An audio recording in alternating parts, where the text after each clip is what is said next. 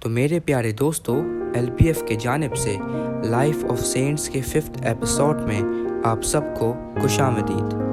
آج ہم جس سینٹ کے بارے میں جانیں گے ان کا نام ہے سینٹ کیتھرین آف سیانا۔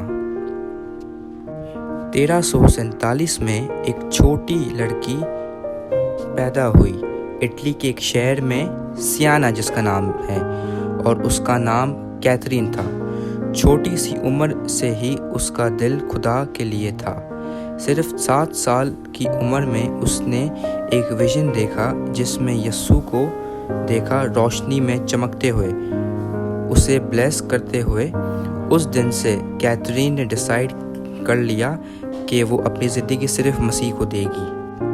اس کے گھر والے چاہتے تھے کہ وہ شادی کرے، لیکن کیتھرین نے منع کر دیا۔ اس نے اپنے لمبے بال کاٹ دیے اور کہا کہ اب وہ صرف یسوع کی دلہن ہے۔ کیتھرین نے 3rd order of Saint Dominic join کیا۔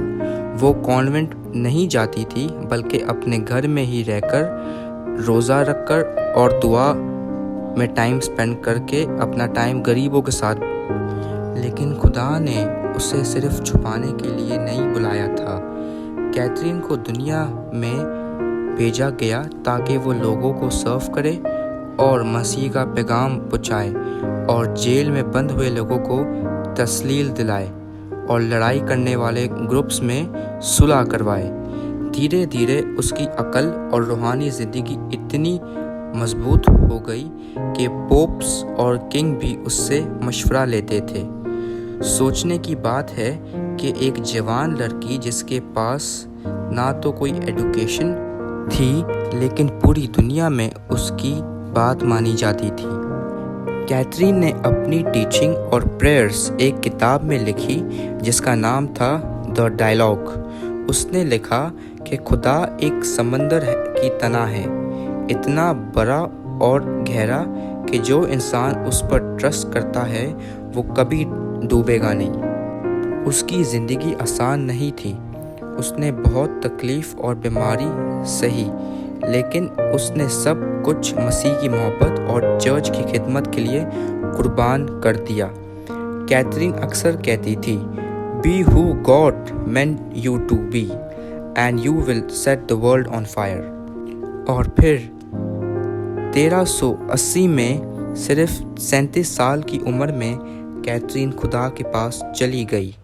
بعد میں اسے سینٹ ڈکلیئر کیا گیا، اور 1970 میں چرچ نے اسے ڈاکٹر آف دا چرچ بنایا۔ سینٹ ٹریزا آف ایویلا کے ساتھ پہلی عورتوں میں یہ 2 نمبر پہ تھی۔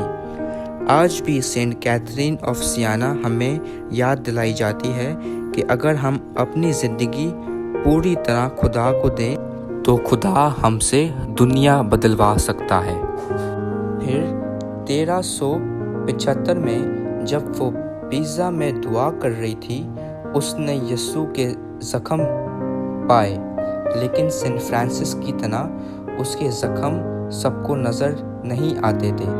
کیتھرین نے خدا سے دعا کی کہ یہ وونڈز چھپے رہیں تاکہ لوگ اس کی تعریف نہ کریں۔ اس لیے زندگی بھر اس سے یہ وونڈ صرف محسوس ہوتے تھے، لیکن دکھتے نہیں تھے۔ اس کی وجہ سے 1380 میں لوگوں نے کہا کہ اس کے جسم پر یہ زخم نظر آئے گئے تھے۔ سینٹ کیتھرین آف سیانا کی فیسٹ ہر سال 29 اپریل کو منائی جاتی ہے۔ تو میرے پیارے دوستو، میں امید کرتا ہوں کہ آپ کو سینٹ کیتھرین آف سیانا کی زندگی اچھی لگی ہوگی۔ تو کر لو لائک اور سبسکرائب تاکہ LBF کے جانب سے لائف آف سینٹس کے نیکسٹ ایپیسوڈ میں آپ ہمارے ساتھ ہو۔ ملتے ہیں ایک نئے ایپیسوڈ کے ساتھ۔